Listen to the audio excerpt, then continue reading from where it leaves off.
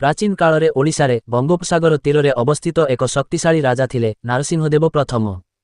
से एमिति एक मंदिर तैयारी करिबा भावना कले जहाँ सूर्यदेवंको पाई उत्सर्ग कराजिबो एवं जार महिमा देखि देवता माने मध्य आश्चर्य हेबे।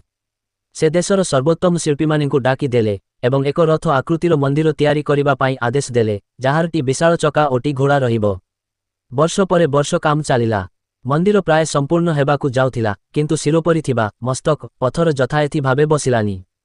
कारीगर माने हताश हेले, राजा चिंताग्रस्त हेले।